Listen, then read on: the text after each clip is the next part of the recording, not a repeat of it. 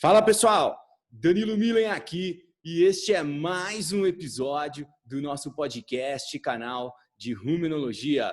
No episódio de hoje eu entrevistei a minha amiga Andréia Mesquita, que é CEO do Território da Carne, grande influenciadora do consumo de carne consciente e também da democratização do conhecimento na nossa cadeia de produção. A gente falou sobre dry aging, falamos de que significa maturação a seco, né, de carne. Falamos um pouco de maturação úmida, falamos o que a nutrição, né, o que a produção animal, né, lá dentro da fazenda tem a ver com tudo isso. O papo muito técnico, muito legal, tenho certeza que vocês vão gostar. Andréia é zootecnista, formada na Unesp de Botucatu, assim como eu, e o papo foi muito interessante e serviu como forma de aquecimento para o programa Carne 4.0 Edição de Profissionais, que acontece no dia 9 de novembro em São Paulo, na Fazenda Churrascada. Se você está escutando, né, no Spotify ou assistindo no YouTube, né, esse episódio foi gravado no dia 5 de novembro, ou seja, 4 dias antes da edição de profissionais do programa Carne 4.0, desenvolvido por mim e também pela Andréia. Bom, sem mais delongas, fiquem agora com o episódio sobre Dry Aging com Andréia Mesquita. TC Lover, boa tarde. Seja bem-vinda ao nosso podcast, canal de Rumenologia. Você não sabe disso, mas há um tempo atrás eu abri uma caixinha no meu Instagram e pedi para as pessoas indicarem, né, celebridades do mundo do rumen para que eu pudesse entrevistar. E aí surgiram vários nomes lá, e entre esses nomes o seu, né? Então, obviamente que eu já tinha te falado antes, né, que eu queria te entrevistar, e nada melhor que ser nessa semana, né, para quem está ouvindo ou assistindo esse podcast depois, mas, né, a gente gravou uma semana antes, né, do nosso evento, do programa Carne 4.0, edição de profissionais. E no final aqui, obviamente, que a gente vai falar um pouquinho do evento, né, mas o podcast de hoje, óbvio que é um assunto super técnico, mas eu gostaria de dar as boas-vindas para a Andréia, né? A Andréia Mesquita é CEO do Território da Carne, né? Uma das pessoas mais influentes, né? Inclusive atestada, né? Influência atestada por diversos, né, órgãos aí, né?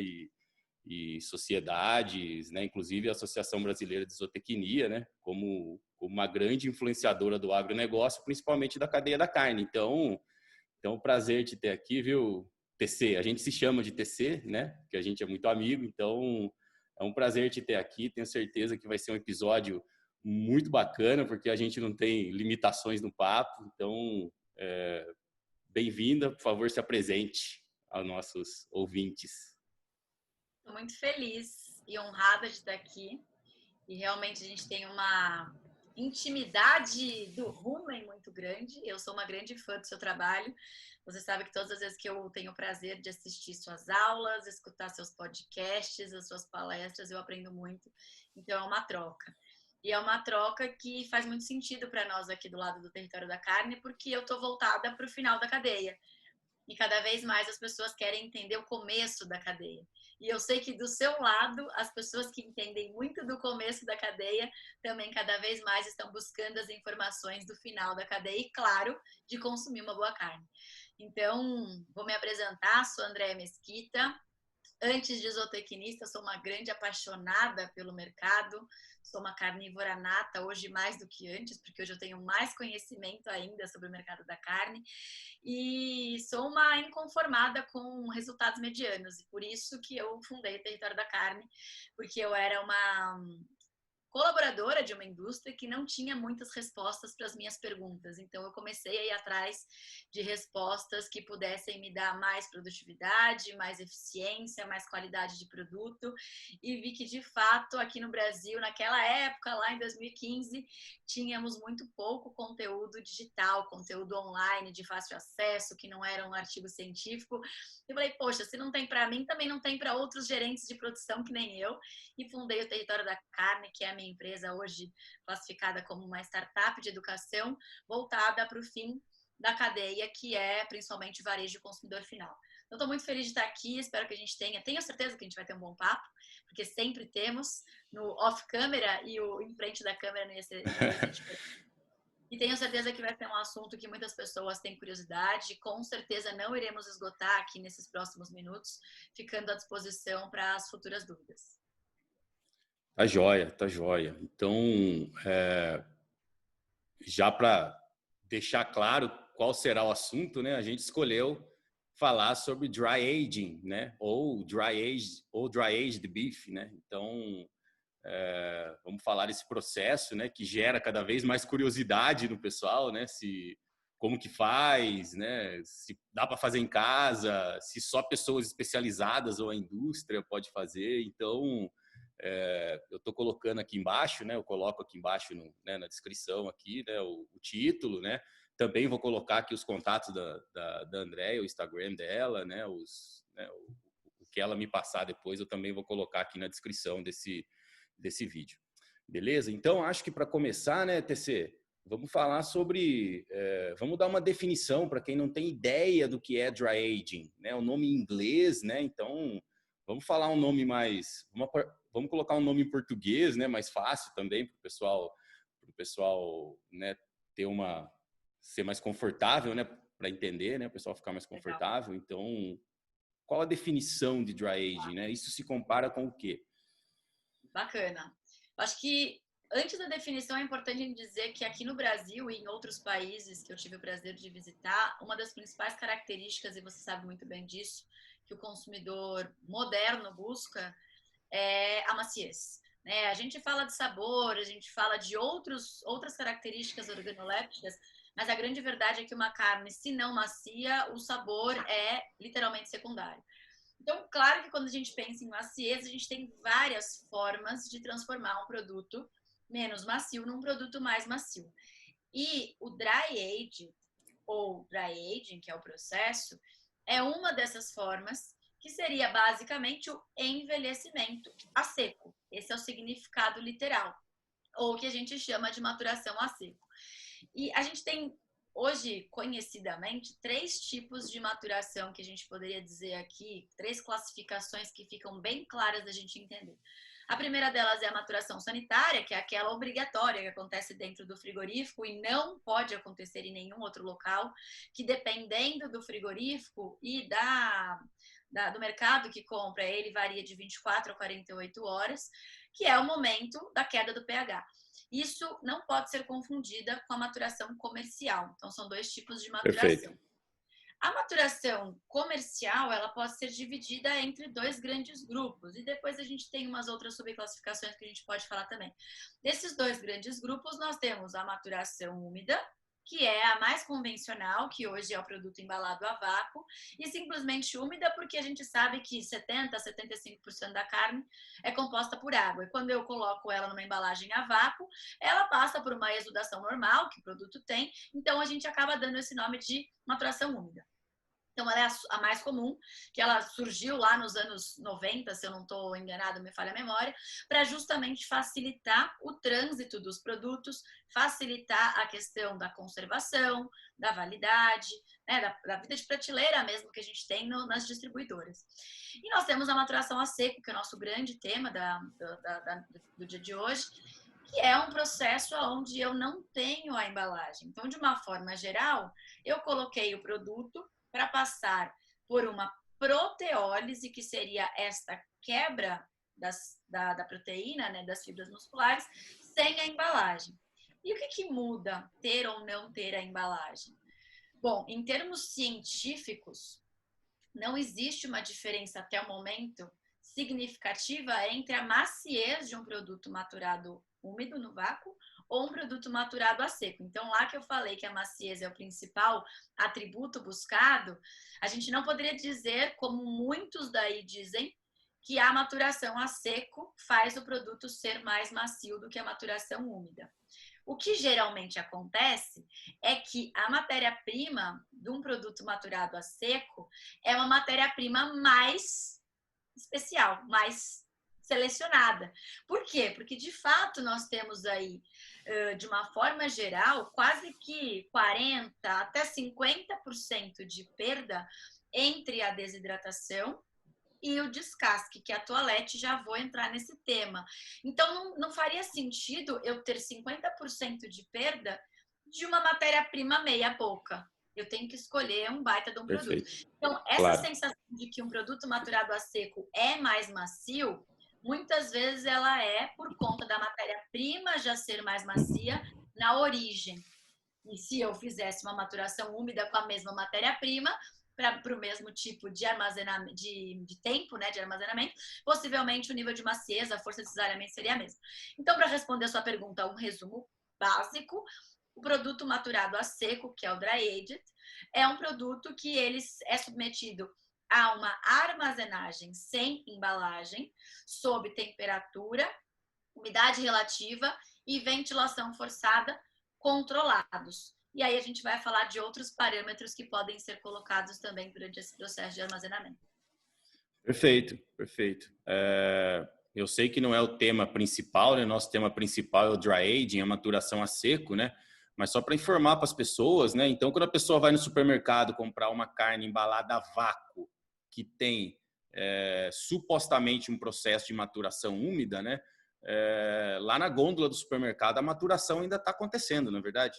Começou na indústria, mas, né, a maturação ainda está acontecendo, né? O que você recomenda, assim, né, de forma rápida para as pessoas que vão no mercado e querem, né, buscam por maciez, né, e querem encontrar aí uma carne mais macia para o churrasco? Resposta padrão de zootecnista: depende do que o consumidor quer. Tem consumidor que não gosta do sabor de uma carne maturada.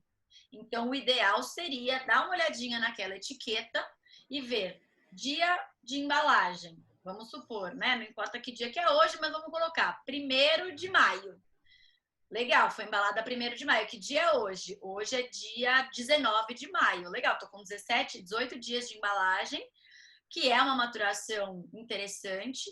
Mas se o produto for muito vermelho, que a gente chama, por exemplo, um filé mignon, já começa a ter uma alteração de sabor importante dependendo do gosto do cliente.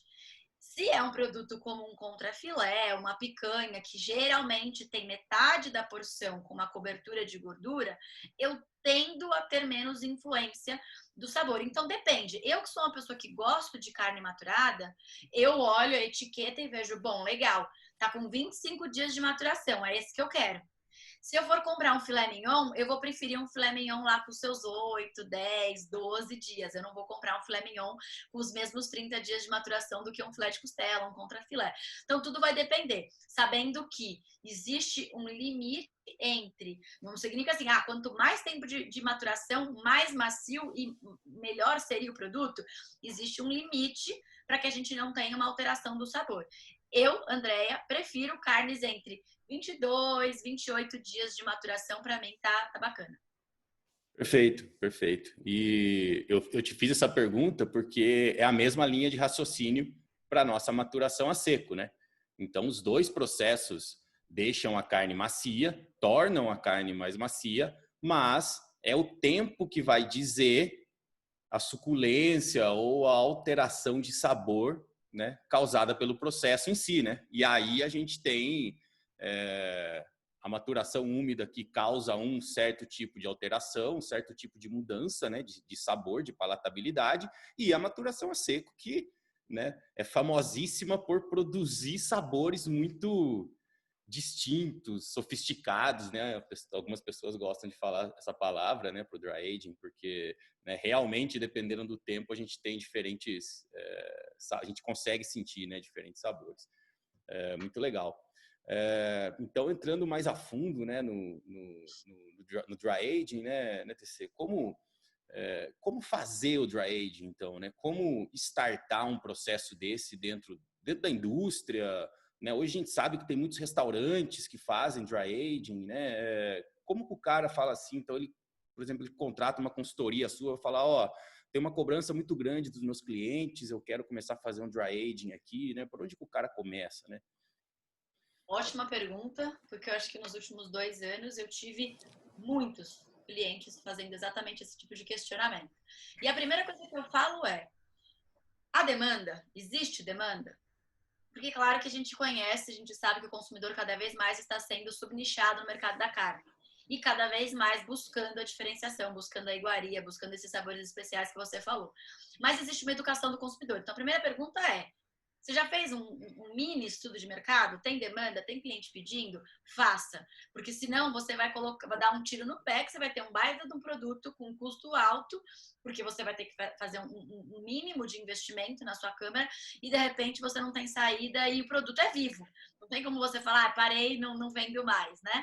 Então a primeira coisa é essa, até porque eu sou uma grande defensora da redução do desperdício de carne. Segunda coisa é, você tem fornecedor? Não adianta você ter uma câmera maravilhosa e você não ter giro, porque aí vai fazer com que o seu processo seja muito caro. Mas que fornecedor seria esse? Bom, a gente tem alguns parâmetros que têm que ser respeitados. A gente sabe que fora do Brasil, principalmente no continente europeu, que eu já tive o prazer de visitar alguns produtores, existe, o dry aging, inclusive como curiosidade, viu, TC? Surgiu, e aí se alguém tiver uma versão diferenciada, eu também quero escutar, porque eu já escutei tanto de norte-americano quanto de europeu, dizendo que ele surgiu dos grandes caçadores, né, que caçavam animais muito grandes, não tinham como armazená-los, e ali, tanto no continente europeu quanto no norte-americano, colocavam as grandes caças ali para refrigerar, tanto em ambiente externo, que estava lá negativo, ou que estava ali próximo do zero e tal. Quando eu falo negativo, não é menos 18 que nem Canadá, porque senão a gente também tem uma influência na maturação. E que não tinha onde armazenar. E aí eles perceberam que o produto estava ficando mais macio do que o produto que eles comiam recém-abatido. Falaram, opa, aí tem alguma coisa. E aí lá na Europa, a primeira geladeira patenteada de dry age, ela surgiu por conta disso, porque os caçadores não tinham onde armazenar e eles falaram, precisamos de uma geladeira que não tenha subdivisões para que a pessoa conseguisse colocar. Enfim, então, tendo essa curiosidade, eu falaria, bom, você tem um fornecedor que vai conseguir te abastecer com consistência um produto, uma matéria-prima, que tem que ser uma matéria-prima específica, que depois eu vou jogar a bola para você, que conseguiria fazer isso de uma forma profissional e organizada. Não, deu sorte de ter um animal que tem uma cobertura de gordura equivalente ao dry age. Então, um fornecedor que tenha um animal de uma forma consistente, que tenha um lombo principalmente, já iremos falar por que do lombo, que é uma carne com osso, que tem também as características de que se eu tenho um osso de um lado, eu tenho menor perda por desidratação e isso me ajuda a manter a minha suculência e também não desidratar a carne abruptamente nas primeiras semanas. E eu tenho que também ter o mínimo de cobertura de gordura. E nós sabemos, você muito melhor do que eu, sabemos que é um desafio a gente equilibrar essa cobertura de gordura, porque também o excesso é um problema para o dry age. Eu tenho que ter um equilíbrio entre osso, músculo e gordura. E, obviamente, tem que ser um animal que tenha um nível de precocidade, mas que também não seja um animal abatido muito jovem, porque o sabor é uma das características preponderantes do dry age. Se eu quero uma carne ultra macia, eu não preciso maturar um produto a seco que eu vou perder 20, 30, 40%. Eu pego um produto e maturo ele úmido, não vou perder tanto e tudo bem. Então tem que ter um equilíbrio entre sabor, suculência, que também vai ser dada pela gordura, tem que ter a cobertura de gordura e tem que ser um animal que tenha uma robustez muscular ali, que a gente consiga equilibrar a minha produção. Então, seria esse o segundo ponto. O primeiro era, tem mercado? Segundo, tem fornecedor que vai te abastecer com consistência? Você não vai ficar com a câmera ociosa, que é um problema de custo? E o terceiro, vamos partir para a operação? Qual é a operação? Eu preciso ter uma câmera minimamente instalada, que pode ser desde uma geladeira simples até uma câmera que foi feita propriamente para isso, que seja separada da câmara principal de armazenamento de caixaria, que a maioria das Perfeito. pessoas pensa que não, eu tenho uma câmara já de estoque, vou colocar minha carne pendurada ali junto com a caixa. E a gente sabe que um dos grandes veículos de contaminação cruzada é a caixa de papelão. Então, não podemos colocar um produto para maturar na câmara convencional. O cara não precisa ter a câmara de última geração, né? Não precisa ter essas câmaras, né, especializadas para dry age. Dá para ajustar uma câmara mais barata, né? Desde que seja só para esse processo, né? Não envolva outro processo. Né? Exatamente. E aí, sobre a câmara, é extremamente importante que nós tenhamos ferramentas de mensuração dos parâmetros que têm que ser controlados. O primeiro deles, temperatura, porque a gente sabe que a temperatura abaixo de 0 inibe a proteólise e a temperatura acima de 7 faz com que vários micro-organismos se proliferem, fazendo com que a gente tenha, óbvio, uma aceleração da proteólise, porém, a possibilidade de ter um crescimento dos micro-organismos, podendo fazer com que a matéria-prima inteira vá para o lixo. E eu já presenciei, infelizmente, essa questão. O segundo parâmetro que tem que ser controlado é a umidade relativa, que aí existem inúmeros artigos científicos com desde 50% de umidade relativa até 92% de umidade relativa. Então, varia, até porque a gente precisa considerar a umidade relativa do ambiente externo. Porque vamos supor que você faça uma maturação a seco em Belém. Você tem uma umidade relativa do ambiente muito mais elevada do que São Paulo. Cada vez que você abre a porta da câmara, você interage com o ambiente interno. Então, a gente vai precisar um controle desse parâmetro. E o terceiro seria a ventilação forçada, que aí quando você tem uma câmara muito pequena, dificulta fazer essa ventilação forçada de uma forma uniforme, porque você acaba tendo um ventilador que vai atingir a carne só em um ângulo e você tem que acabar ficando mudando ela de posição. E por que dessa ventilação forçada? Porque, bom, é uma coisa óbvia da gente pensar. A maturação a seco, o próprio nome diz, dry aged, ela é com base em o ressecamento da superfície da carne, que é rica em água, como eu bem falei. Se eu não tenho uma ventilação forçada, eu tendo a não formar a crosta dessa carne, e se eu não formar essa crosta, que vai ser praticamente que a minha embalagem, eu posso, dependendo do timing dessa formação de crosta, ter mais perda de líquido do que eu gostaria, numa velocidade maior, e também uma possibilidade, se eu tenho uma atividade de água alta, uma possibilidade de contaminação microbiana ou um crescimento microbiológico mais rápido do que eu gostaria ou maior do que desejável. Então, esses 3 parâmetros são muito importantes de serem visualmente controláveis, independente da câmara ser simples ou dela ser mais robusta, mais tecnificada. Legal, né? É a mesma coisa da gente estar, né, suando por causa de alguma atividade e entrar na frente do ventilador, né? Então a gente diminui, né, usualmente a sudorese, né, que é mais ou menos esse o princípio, né, do dry age, né? Não deixar com que a carne perda muita água, né, muito rapidamente, né? E a gente tem aí, né, você pode me corrigir se eu estiver errado, né?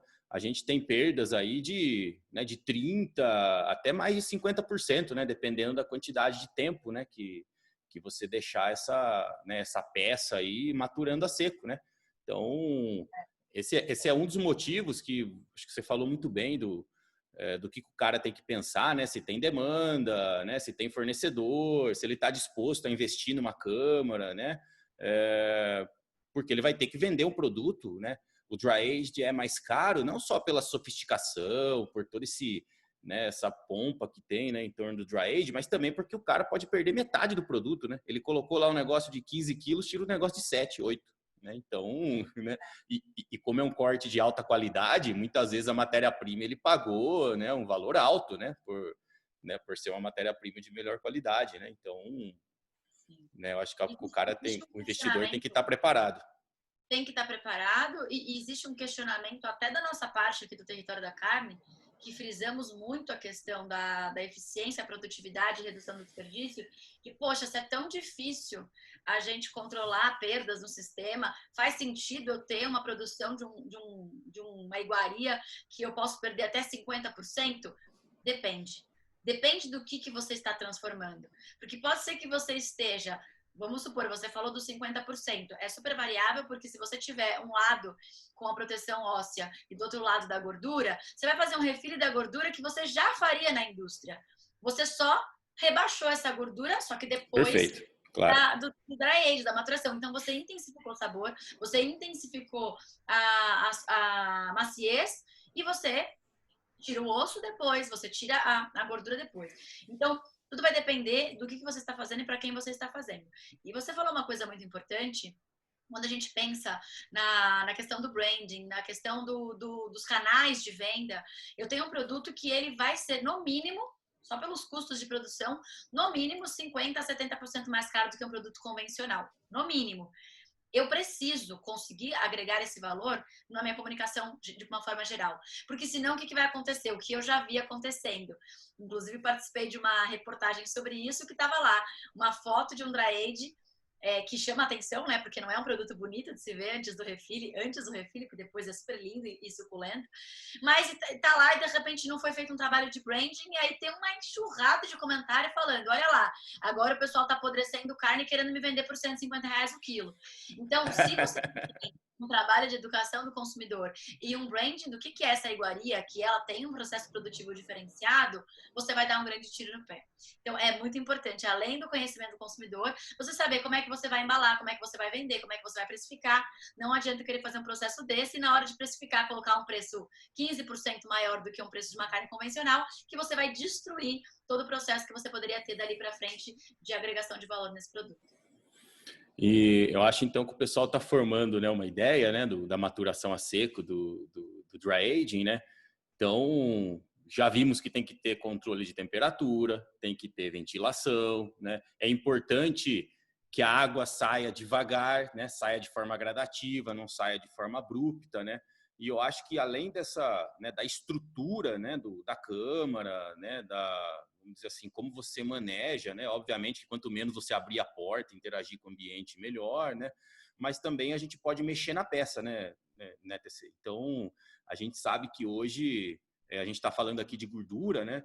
Mas obviamente que uma peça marmorizada, né? O marmoreio, a presença da gordura, né? Desde que não seja excessiva, né? Aquela gordura de cobertura excessiva, né? Ela ajuda essa água a sair de forma mais gradativa, né? Então não é somente qualquer corte serve, né? Então a gente sabe que quando a gente fala que quando vai fazer um dry aging, a matéria-prima tem que ser de maior qualidade, é porque, né, a pessoa que vai fazer, óbvio que quer que a água saia de forma devagar. Então, para acontecer isso, tem que ter uma peça com mais gordura, que custa mais caro fazer, uma peça quiçá marmorizada, que custa mais caro também fazer. Então, é óbvio que a pessoa vai pagar mais caro nessa matéria-prima, né?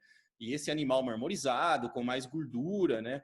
Usualmente, né? A gente vai falar algumas exceções às regras, mas usualmente é um animal jovem, que já tem uma carne relativamente macia, né? Muitos desses animais têm influência de sangue europeu, que tem carne mais macia que zebuíno, né? Isso já está bem, né, relatado e consistente na literatura. Então, se hoje a gente, vamos dizer que você tem um restaurante, né, e você fala para mim, né,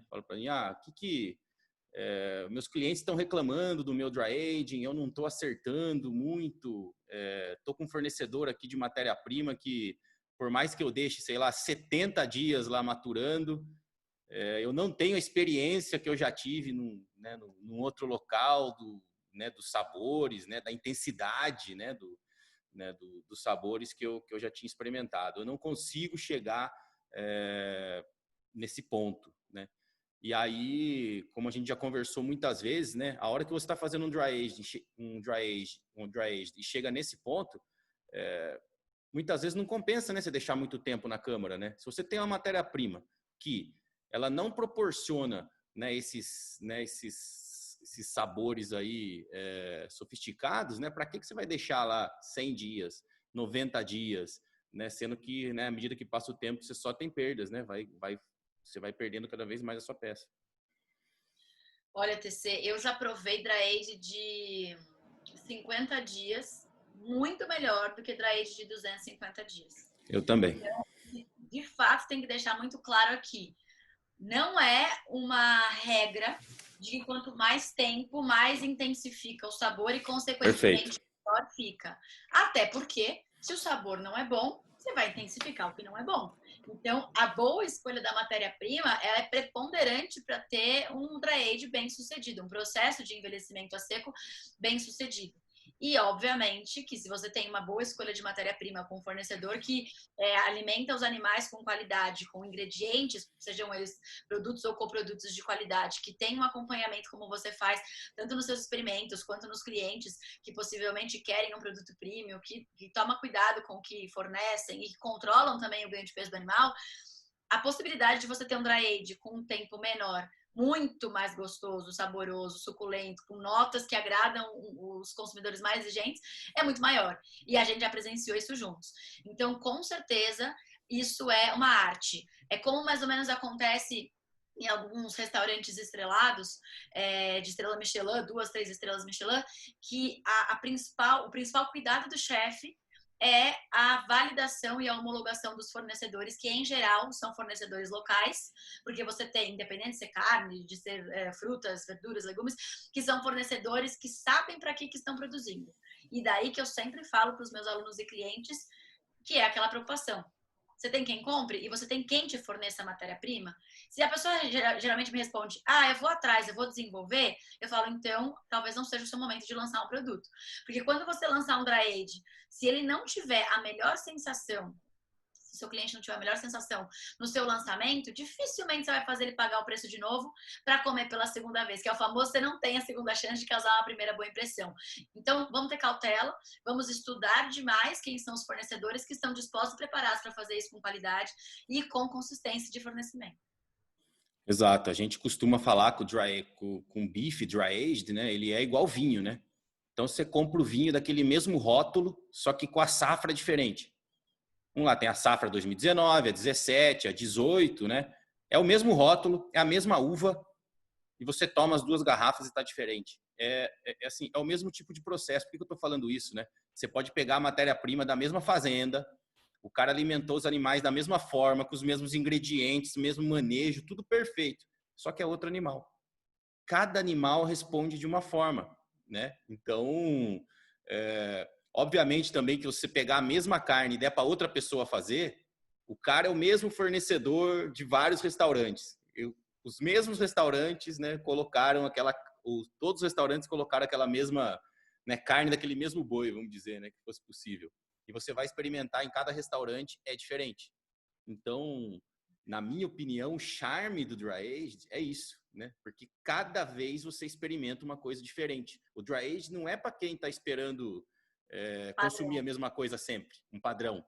É exatamente para você sentir uma coisa diferente, né? Então, e quanto mais, como você disse bem, né? Quanto mais homologação, quanto mais, né, certificação que a coisa vai ser boa, né? O preço vai subindo, obviamente, porque se aumenta a garantia, né, para o seu cliente que ele vai ter uma experiência inigualável, né? E é isso que quem consome dry aging está esperando, né? A gente já foi em vários restaurantes, então, né, falou assim, não, vamos experimentar o dry aging daqui, a gente já teve boas e más experiências, né? Então, e depende do restaurante. Então, é bom que fique claro, né, para as pessoas saberem que a resposta é individual, né, TC, e está totalmente ligado em perfil de ácido graxo, né? Nutricionalmente, a gente consegue controlar a deposição de ácidos graxos, né? Tem algumas ferramentas hoje, né, para a gente controlar, mas a gente não consegue controlar 100%. O animal ele deposita gordura, por mais que seja numa intensidade menor, desde quando ele é bezerro, desde, né, ele forma adipócito ainda na barriga da mãe, né? Então, é difícil a gente falar assim, não, esse animal só vai ter o ácido graxo desse jeito. É impossível a gente fazer isso, a gente não consegue, né? Então, cada animal, dependendo do que ele comeu na vida inteira dele, não só nos últimos 90, 120 dias do confinamento, da terminação no pasto, da vida inteira. E depende do que a mãe comeu também, né? na gestação, né? Então, dependendo de tudo isso, né? Isso vai gerar um sabor, um perfil de ácido graxo distinto para cada animal e, consequentemente, na sua matéria-prima para fazer dry age também. Então, né, não dá, não sei se você concorda, né, mas não dá para esperar padrão, né, no dry age. Concordo, e por isso que eu me preocupo tanto em perguntar para esses clientes que querem começar a revender e produzir dry age, se eles já prepararam o consumidor para aquilo que eles construíram a vida inteira atrás, que é buscar um padrão. Então, agora ele tem que desconstruir a imagem de padrão para vender um produto que a busca pelo padrão é o que faz perder o charme. Então, se você hoje quer produzir dry age, desconstrua a ideia de padrão para o seu cliente e faça com que ele também se apaixone pelo acaso. Quero provar um produto que eu não sei qual será o sabor. E quando a gente consegue fazer isso, a gente aciona um gatilho mental no nosso cliente, que é a escassez.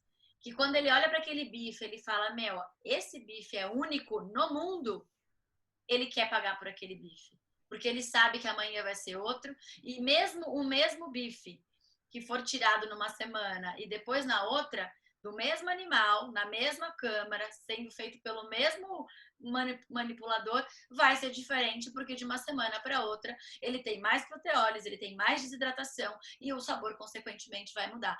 Então, quando você traz toda essa importância para um pedaço de carne de seus 350 gramas, o cliente alucina. Clientes como nós, que gostamos de uma boa comida, que gostamos do acaso, que gostamos de uma iguaria, você passa a entender o valor do produto e você não fala, nossa, mas é um produto dobro, triplo do preço de um produto convencional, porque você não compara banana com maçã. Se é que esse exemplo é uma boa, Exato. né? Exato, perfeito. E aí, é assim, né? Por exemplo, aqui dentro do nosso laboratório, aqui na universidade, né? Eu tenho uma capela, por exemplo, de manipular, né? Manipular reagente, manipular amostras, né? Que não podem ser contaminadas, né? E eu tenho dentro dessa capela luz UV. Para quê? Para coisa que eu trazer para dentro da capela, ela matar, né? Algum micro-organismo ali que pode ter vindo junto, né? Com o que eu coloquei na capela, né? E muitas pessoas começaram a usar, né, luz UV em câmera de dry age, né? Exatamente para, vamos dizer assim, não, diminuir contaminação microbiológica, né? Mas a gente sabe que isso, né, tem sua eficiência até certo ponto, né?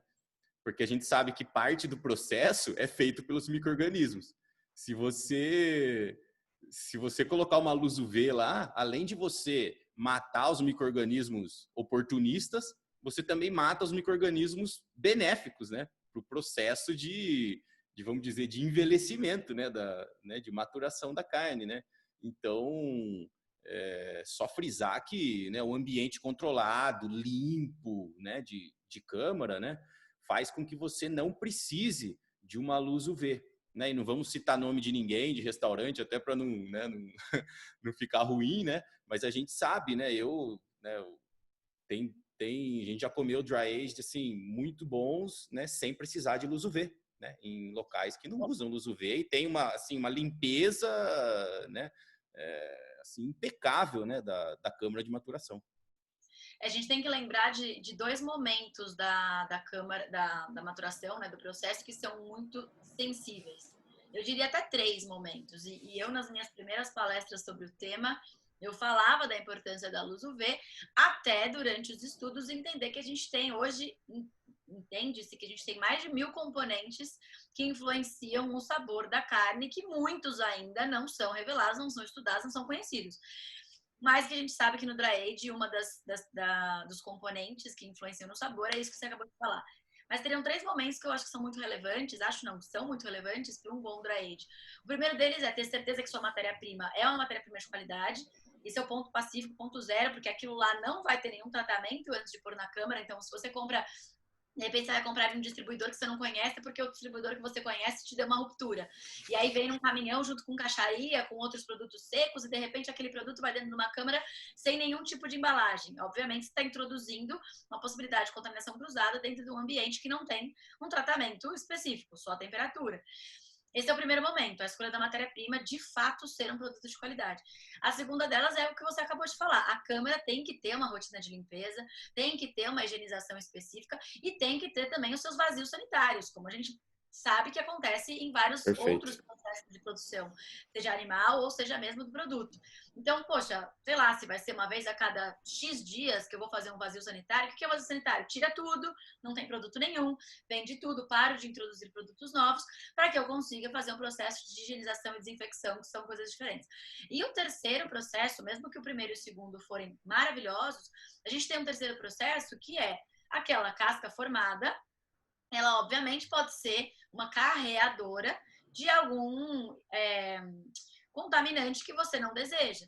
Então, o que é o ideal? Que no processo de toalete, que é esse descasque dessa superfície que foi ressecada, ele seja feito sob todos os cuidados. Então, você vai fazer o descasque, limitando o contato do produto fora, sem a casca, das cascas que foram geradas. Até porque a gente sabe que na gordura e nos ossos pode ser identificado um odor não muito desejável pelos consumidores. Então é legal, a carne é uma Sim. esponjinha, é legal que a gente não tenha esse contato próximo e seja feito um treinamento com os manipuladores de que, poxa, eu usei uma faca para fazer o descasque, eu vou usar outra faca para fazer o corte dos bifes, que seria evitar a contaminação cruzada. Então esses 3 processos, independente de optar pela luz ou não, que a gente hoje, conhecendo tanto o Danilo quanto eu, a gente já sabe que a gente perde o glamour, né? Perde a individualidade do dry age tendo a luz UV. Então, ao optar em não ter a luz, que eu tenha esses 3, no mínimo esses 3 controles muito bem feitos dentro da minha operação. Perfeito, perfeito. E aí a gente tem muitas pessoas, eu acho que o charme também do dry aged é porque não tem, mesmo que você siga um padrão de produção, os sabores não se repetem, né? Então, algumas pessoas falam assim, não, depois de 50, 60 dias de maturação, começa a ficar com gosto amanteigado, né? Ou amendoado, né? Eu já vi amanteigado, amendoado, né? E isso só vai se intensificando e tem uma mudança de sabores à medida que, né, o tempo vai avançando, né? Então, eu acho que isso que é que é bacana, né?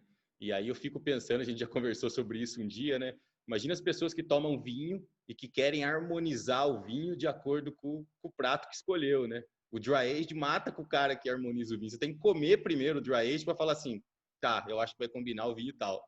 Porque você não sabe o que você vai esperar, né? Vai que sai um sabor mais intenso, né? Ou mais leve, né? Dependendo da escolha, né? Você pode mudar, né?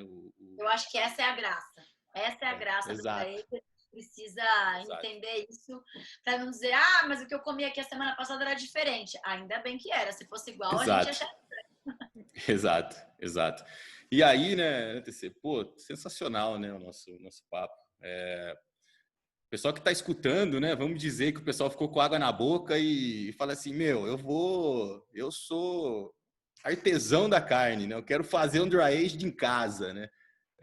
Dá para fazer isso ou não? O cara que quiser se aventurar, tal, né? Que tem os caras que, né, são realmente determinados, né? Os caras, eu vou comprar uma câmera que tem que ser, né? Dá para fazer isso em casa? Como que a pessoa faz se quiser, né? Fazer em casa o próprio dry age, né?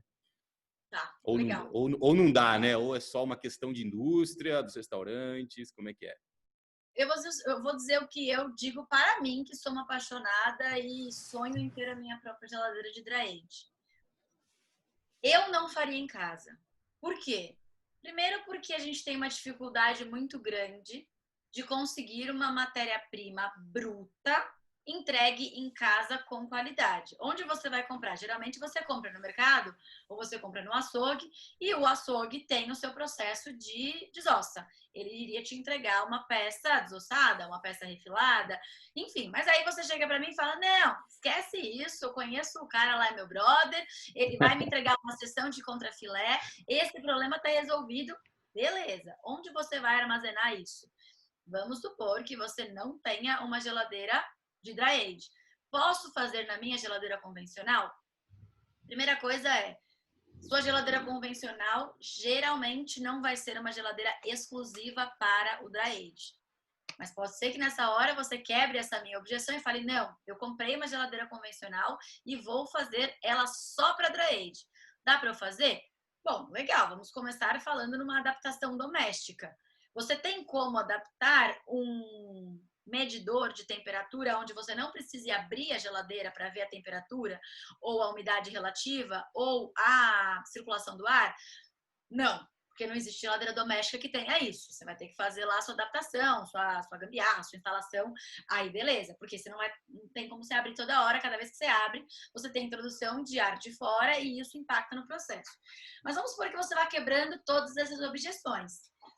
Pode ser que aconteça o que eu já presenciei em algumas pessoas que fizeram isso, de ficar lá os seus 50 dias fazendo uma baita de uma maturação, tira foto, posta na rede e vai tirar ela no dia de provar, tá com um odor alterado e não está com uma característica bacana. Porque em algum momento houve uma introdução de um micro-organismo não desejável, eu não controlei a temperatura, eu não tenho gerador em casa, acabou a luz 2 da manhã, voltou às 6, eu não percebi, porque eu não tenho monitoramento automatizado como eu tenho talvez num açougue, numa indústria, e eu não percebi que naquele dia minha temperatura subiu para 12 graus, depois baixou para 0. Quem trabalha com média é um problema, né? Ah, não, mas quando eu acordei estava 0. Então, qual que é a possibilidade de você investir uma grana num produto, perder 50 dias esperando aquela super, né, daquele dry age, convidar os amigos para provar e na hora H passar carão. Então, a minha sugestão é o famoso não façam isso em casa.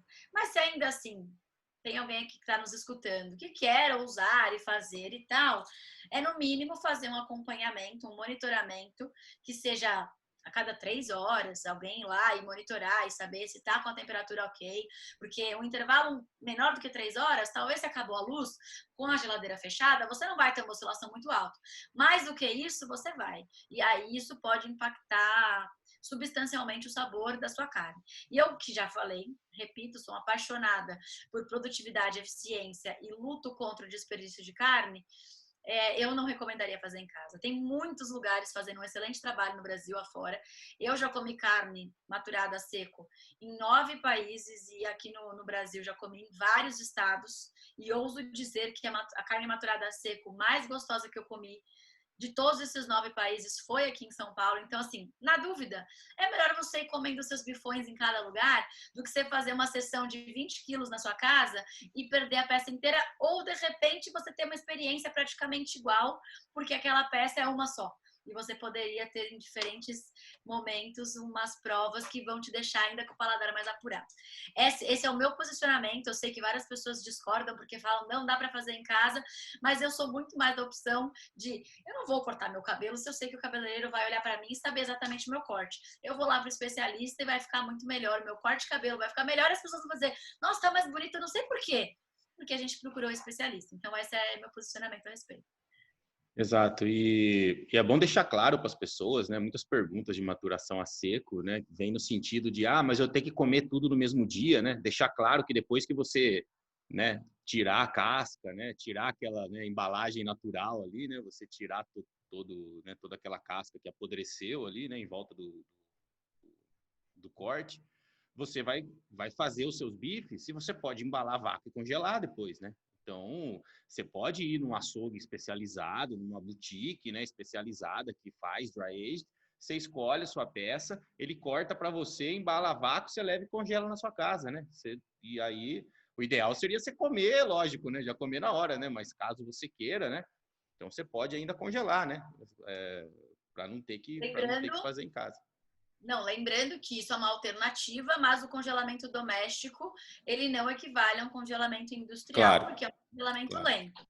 Então, para produtos com essa característica de iguaria, de muito sensível em relação ao sabor, eu particularmente, que me considero uma gourmet de carne, não faria nenhum processo intermediário entre o momento de você fazer a aquisição do produto e o preparo.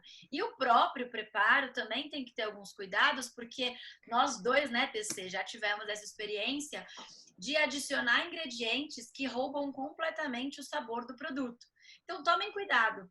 A gente gosta muito aqui, a gente já provou o dry age com trufa, né? Com trufa branca, com trufa negra, com azeite trufado, com outros condimentos. Mas o que eu recomendo? Se você não é uma pessoa que está acostumada a comer dry age, procure provar algumas vezes sem colocar nenhum ingrediente que vai roubar o sabor do produto. E de preferência, toma cuidado com a harmonização, né? Porque aí vai harmonizar com uma cerveja, harmonizar com um vinho, ou às vezes não vai harmonizar e vai tomar com uma bebida que acaba tirando o paladar do produto. E a gente sabe que uma carne mais ou menos acaba com o paladar de um bom vinho e um vinho mais ou menos acaba com o paladar de uma carne. Ah, é verdade? É verdade. A maioria das pessoas não percebe porque não tem uma uma constância de prova, acaba provando muito distantemente, né? Muito distante uma prova da outra. Então, assim, minha recomendação é um produto que é para você aumentar a sua expectativa, mas todo cuidado é pouco para que a gente não tenha uma oscilação do sabor por fatores externos que não estão relacionados diretamente com o produto. Então, quem comprar um dry aged na boutique de carne, né, vai levar lá a peça a vácuo, mas a recomendação, né, é comprar uma quantidade menor e deixar na geladeira, né, até o momento do preparo, né. E aí uma dica de preparo, né, TC? Quem faz churrasco esperando sair, né, esperando minar, né, o líquido da carne para virar, não dá para fazer isso com dry aged, porque não vai minar o líquido. Lembra que já perdeu a água, né? Então, assim, para quem não está acostumado, né, você não consegue visualizar, não vai ter um indicador ali para você, né? Então, acredita no mal passado. É uma carne que, né, você mesmo fazendo num ponto mal passado, ela não mina líquido, né? Não tem, né? Não Eu tem ainda líquido posso saindo, dar né? duas dicas de preparo para dry age para quem não está acostumado a comer. Se você puder optar em fazer numa chapa a primeira vez, você vai ter uma influência menor do defumado do carvão ou da lenha. Sim. Também vão influenciar no sabor. Então, eu particularmente, quando eu compro um dry age, eu provo ele cru, em forma de carpaccio, primeiro sem sal, depois com flor de sal, aí eu ponho uma trufa, um azeite trufado, enfim, porque aí você vai mudando a experiência, e aí depois eu faço ele numa chapa, se der para fazer um pedaço na chapa, um pedaço no carvão, porque eu gosto de ir sentindo essas nuances do sabor.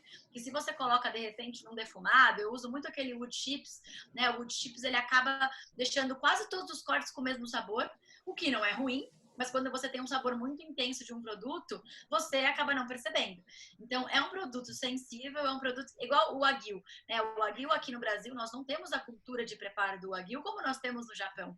No Japão, Claro. você tem 40 tipos de preparo. Você tem aquele que é ultra fininho, você tem o mais grosso, você tem o grelhado, você tem na chapa. Tem várias formas diferentes para cada tipo de corte e espessura. Aqui, você joga um Wagyu na grelha e quer que ele fique bom e... Não. Então, eu recomendaria que a gente colocasse o mínimo de influências externas. E uma outra coisa, geralmente as pessoas compram o T-bone, né, que está na moda, o T-bone, o porterhouse, que são o contrafilé com osso e a porçãozinha do filé mignon. E o porterhouse é com aquela bolinha que já começa a entrar na alcatra. Geralmente são cortes muito altos, que é o inspirado na bisteca alla fiorentina. Sim. Qual é o problema de um corte muito alto? Existe uma grande possibilidade, dependendo da sua forma de preparo, de você, para conseguir que o centro da carne fique ao ponto, as bordas passam do ponto. Ou, se as bordas estão ao ponto, o meio fica cru e frio. Essa experiência para o brasileiro, ela é indesejada. Na Europa, tem muitos consumidores que desejam consumir o centro da bisteca fiorentina na temperatura ambiente, ou seja, não se importam de a gente estar com a superfície, né, com a reação de Maillard, e o meio frio ou em temperatura ambiente. E aqui no Brasil a gente não tem essa cultura. Então toma cuidado, se for essa a primeira vez que você vai fazer uma carne dry age, evita pedir aquela talagada de 10 centímetros de T-bone, porque você vai ter dificuldade de dar o ponto e vai acabar com a sua experiência, que você provavelmente está com uma expectativa alta até pelo preço que você pagou. Perfeito, perfeito. Bom, estamos indo para a parte final aqui do nosso papo, né? Que rápido, né? Eu sei que a gente não conversou sobre isso, mas se fosse possível, eu acho que você poderia achar alguma foto de um dry age que você tem aí do seu computador e compartilhar a tela. A gente pode seguir conversando se você achar, né? Porque tem pessoas que muitas vezes não ouviram falar desse dry age, né? Que aspecto que tem, né? Que cara que tem, que jeito que é esse negócio, né? A gente está só falando, né? Você falou uma palavra que as pessoas podem se apavorar, que tá com aquela casca que apodrecida e algo assim. Muita gente tem essa sensação de que é uma carne apodrecida. E a verdade é que ela está desidratada e claro que tem os fatores que nós falamos, como influência de micro-organismos, que são benéficos para a influência do sabor e que não necessariamente está podre, que as pessoas acabam vendo como isso. Então, acho que isso é uma das coisas. Eu vou mostrar uma imagem aqui para você, que eu tenho, e depois se precisar compartilhar essa imagem, eu compartilho, que basicamente é a diferença entre um produto maturado a seco de um produto maturado a vácuo. Essa aqui, inclusive, é uma reserva da Alpatino. Eu não acho que o Alpatino acha que essa carne até porque ele vai ter muito orgulho em comprar essa carne, e ela tem esse aspecto meio enegrecido por conta justamente da perda de líquido da superfície, né? E quando a gente compara com uma carne que não tem essa superfície desidratada, ela tá ali praticamente o mesmo corte, a diferença é que esse aqui é o contrafilé com osso, aqui ele tá sem osso, né? Já tá desossado. Então aqui a gente percebe aquilo que eu falei, né? Para quem tá conseguindo assistir a gente, quem tá ouvindo, depois vai pro seu YouTube para ver as imagens, né? Isso A aí. gente tem um lado com gordura e um lado com osso. Então, eu tenho esta superfície e a do outro lado em contato direto com o ar que está circulando ali, forçado na câmara. Essa aqui a gente tem, ainda a gente consegue ver um salzinho aqui atrás. Inclusive, isso é um mito que existe. Não sei se eu posso dizer claramente que é um mito, mas tem gente que tem a pedra de sal, né, na câmara. E eu já conversei com alguns especialistas que dizem que a influência da pedra de sal é mínima na questão da desidratação do corte. Eu não vou entrar no mérito, sim, mas com certeza, muito em breve, o professor Sérgio Flanders já vai publicar alguma coisa a respeito. Eu não sei se eu tenho mais alguma foto aqui para mostrar, porque eu não vou dar muito spoiler. Não, tá ótimo. Não dá né, spoiler, não dá spoiler. Então tá bom. Então já está compartilhado. Aquele é o Alpatino já deve ter comido aquela carne, mas é mais ou menos naquele aspecto que a gente vai encontrar. Bacana. E aí, quando a gente fala da casca, né, aquela parte preta lá, o pessoal não vai comer isso, né? Então já vamos deixar claro, né, que aquilo lá vai sofrer, a peça vai sofrer um toalete, né? Vai ser retirado e você vai ficar só com a parte que interessa, né? A parte que não tá, né, na verdade, desidratada, né? Então, no final das contas, né, para o pessoal entender, né, imagina só que a matéria-prima, né, a sua seção de contrafilé lá, né, vamos dar um exemplo assim, ela perde água, só que não perde os outros nutrientes. Ou seja, tudo é intensificado, né? Tudo que você não sentia o sabor antes, ele fica mais concentrado, porque você tirou a água do negócio, né? Então, né, mesma coisa eu sei que é uma comparação meio chula, né, mas é igual frutas secas, né? Você tira a água, né, a intensidade do sabor aumenta, né? Porque você só tirou a água praticamente do produto, né? Mas e aí essa intensificação, como a gente já falou, vem aí com influência da alimentação que o animal teve, de como se o processo foi tudo bem na câmara, da raça do animal, idade, né? Aí que vem todo o charme, né? Do processo em si, do dry aging. Em relação ao sabor, para a gente finalizar, o que é importante frisar para quem vai fazer isso no varejo, por exemplo. Qualquer artifício que vocês queiram usar, como vou colocar dentro de um saco de estopa, vou colocar envolto num pano embebido com uísque, como já vi por aí, vou colocar dentro de uma embalagem para mergulhar na manteiga. Mergulhar na manteiga, que é chamado do butter aged ou butter ancho, enfim. Todas essas alterações, elas vão modificar o resultado. Que é aquela famosa pergunta, sal no churrasco, eu ponho antes ou ponho depois? Não tem certo, tem errado, tem resultados diferentes para cada método que você usa. O que nós podemos dizer? Quando eu fecho o produto e não selo, eu não resseco a superfície, que é um dos grandes pontos para que eu evite a proliferação de micro-organismos.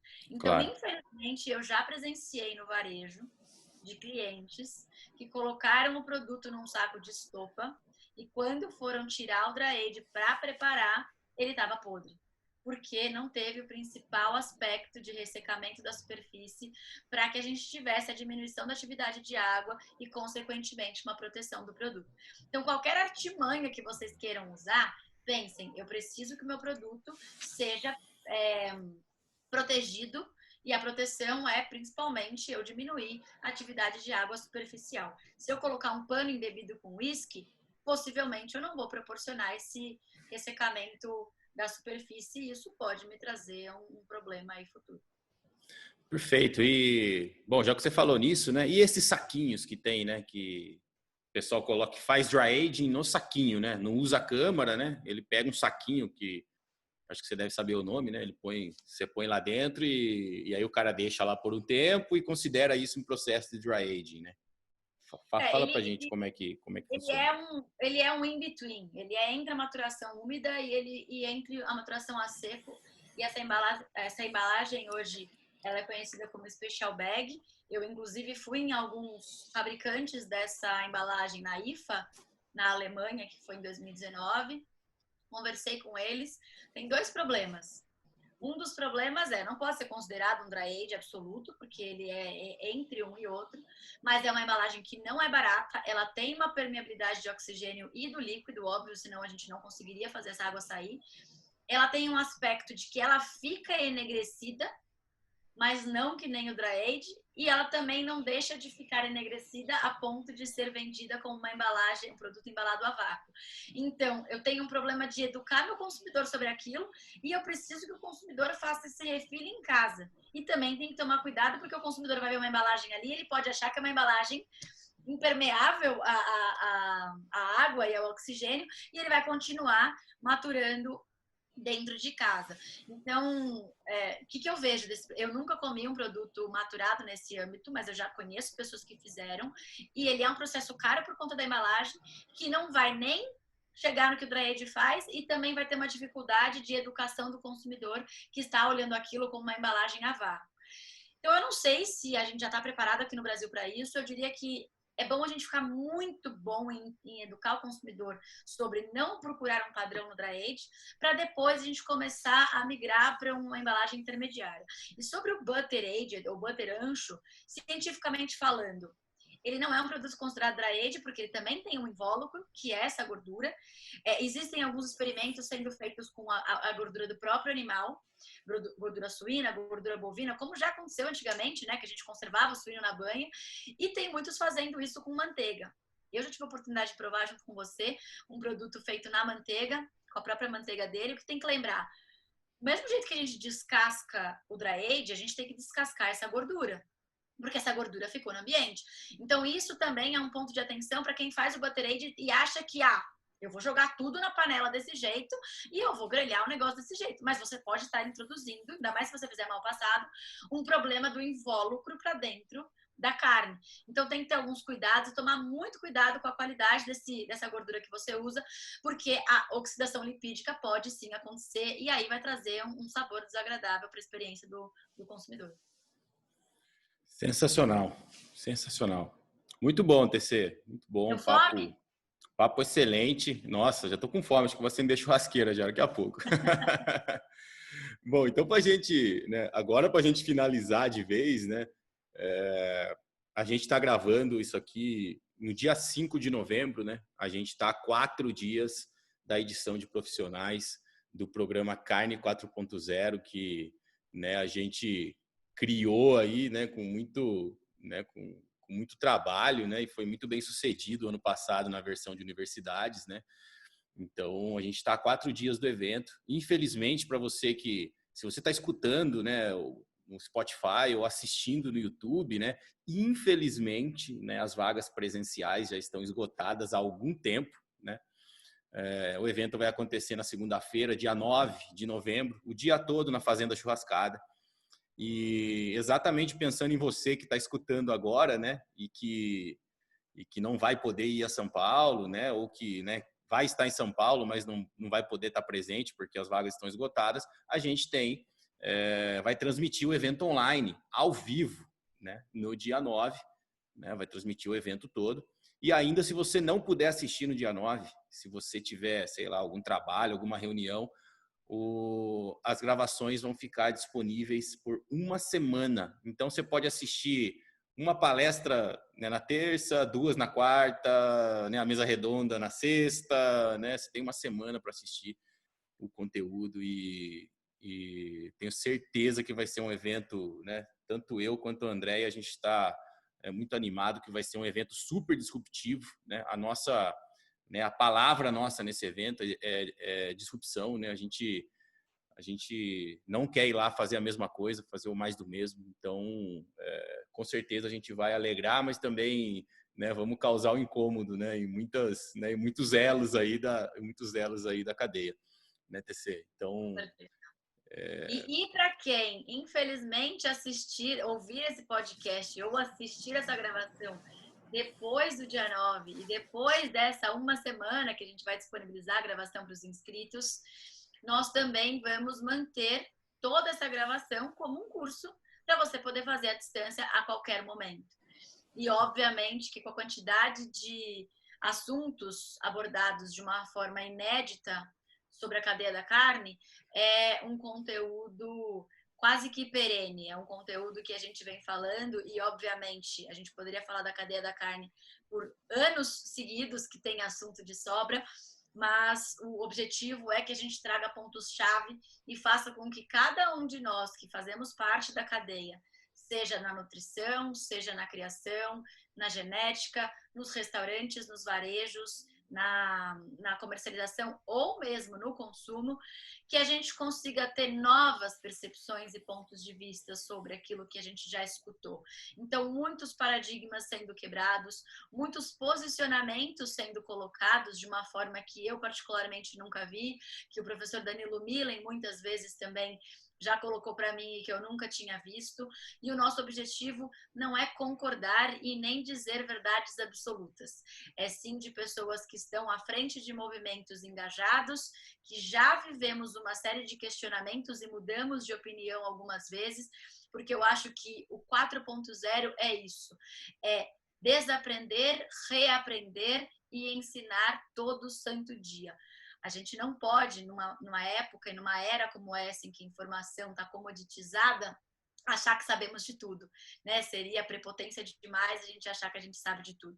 Então, humildemente, a gente vai lá dar nossas opiniões sobre alguns temas e construir novos outputs a partir de uma série de discussões. E acho que vale frisar também, né, TC, que de uma forma inédita na cadeia da carne, é a primeira vez que a gente vai levar médicos de diferentes especialidades para falar sobre o consumo de carne, que coincidentemente ou não, assisti sobre isso no dia que estamos gravando a nossa conversa aqui, e que muito me alegra saber que hoje o movimento em prol do consumo de carne está muito associado com o movimento da saúde, coisa que a gente viu por muitos anos sendo denegrido.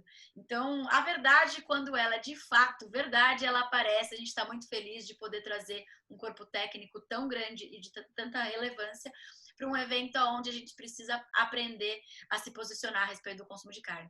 Estamos muito felizes, né, TC? Adorei esse papo aqui contigo hoje. Ficaria horas. Eu só não vou ficar mais porque o meu estômago está roncando e eu vou precisar comer uma carne. Eu também, vou comer aqui. Eu tô olhando meu tomahawk, tá descongelando aqui em cima da pia. Opa, descongelando em cima da pia, vai levar puxão de orelha. Sabia que você ia falar isso. Tô brincando, não tá na pia, não.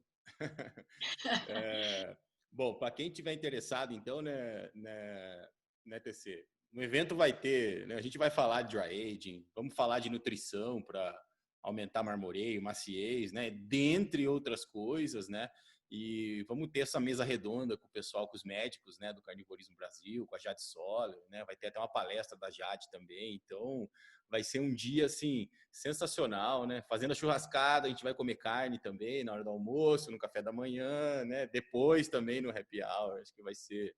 Fiquem ligados, porque pode ser que quando você estiver assistindo, a gente já esteja próximo de uma próxima edição. Então, fica ligado nas nossas redes, porque vai que se essa você não garantiu o ingresso presencial, no ano que vem, na próxima edição, você já fica na fila de espera. Exato. E aí, como que o pessoal faz para se inscrever? Né? Então, quem está aqui escutando, né, ou assistindo e ficou super interessado e quer assistir, né, o evento na segunda-feira, como que a pessoa faz? Vamos lá. Bom, nós temos uma página exclusiva para o evento, com toda a programação, quem são os palestrantes, quais são as palestras que vão ser disponibilizadas, como é que você faz para acessar a transmissão. E a gente vai deixar aqui na descrição, Isso. mas é nada mais, nada menos do que entrar no Território da Carne, tanto no nosso site quanto no nosso Instagram, na própria bio do professor Danilo Milen também. E se você está assistindo esse episódio depois do dia 9, no site do Território da Carne, com certeza vai ter algum ícone ali, algum botão para te levar a acesso à gravação de tudo isso que a gente está falando. Lembrando que você tem 7 dias para assistir as palestras, porém, a mesa redonda é exclusiva para quem assistir a transmissão ao vivo. Então, se der tempo ainda, não perca essa oportunidade, porque de fato vai ser a primeira vez que você vai ver um posicionamento tão a favor do consumo de carne, baseado em evidências científicas, com médicos extremamente qualificados para abordar esse assunto que a gente tanto quer saber. Beleza, beleza. Então, vocês já sabem, né? A gente colocou aqui embaixo no vídeo, na descrição, né? Então, os contatos da Andréia também eu vou deixar, já coloquei para vocês aí no início, né, da gravação, né, as redes sociais dela. Então, a gente agradece, Andréia, por sua disponibilidade, né, e pelo papo sensacional, que tenho certeza que vai dar uma audiência monstruosa aqui no nosso canal. Obrigado mesmo. Isso a gente faz pelos amigos, né? Então, e não cobra cachê, né? Exatamente. Obrigada, Danilo. Parabéns pelo trabalho. Eu viajo nas suas aulas aqui no Rumenologia, porque você sabe, eu sou zootecnista, mas não sou nutricionista. Então, você começa a falar umas coisas que eu falo, gente, eu deveria saber disso, será? E adoro. Parabéns pelo trabalho. Eu espero que você continue inspirando mais e mais profissionais a serem bons nutricionistas, porque a base toda, a gente sabe, vai estar na genética, nutrição e o manejo do animal, para que a gente chegue aqui desse lado que eu domino, que eu defendo, e não estrague o bom trabalho que vocês fizeram aqui. Melhorar vai ser difícil, mas piorar a gente sabe que é o que mais tem acontecido, a gente tem que evitar, porque nós temos um problema para resolver, né, TC? 9,5 bilhões de pessoas vão precisar comer em muito pouco tempo. E a gente precisa alimentá-los com qualidade, quantidade e, obviamente, eficiência e produtividade. Parabéns pelo trabalho, contem com a gente. Perfeito. Obrigado, TC. Obrigado e bom trabalho para você também, né? Bom trabalho para nós todos, que temos aí 4 dias para o evento e a gente está fazendo slide ainda, né, pessoal? Aí, tchau, tchau, gente. Obrigada. A gente se vê. Tchau, um abraço. Obrigado. Se você gostou desse episódio, deixa o seu comentário lá no nosso canal do YouTube, se inscreve no canal, ativa o sininho para você receber as notificações assim que um novo episódio for divulgado. Ajude a divulgar o nosso canal, indique para os seus professores, para os seus amigos, para os seus colegas de trabalho, porque só assim a gente vai conseguir atrair mais apaixonados pelo mundo do rumen aqui no nosso canal. Se você tem alguma sugestão de tema ou de celebridades do mundo do rumen para eu entrevistar, me manda um direct no Instagram ou deixe o seu comentário lá no nosso canal do YouTube, que a gente vai tentar contactar essa pessoa para poder trazer aqui para o nosso podcast, canal de Rumenologia. Espero que tenham gostado do episódio de hoje. Bons estudos e um abraço.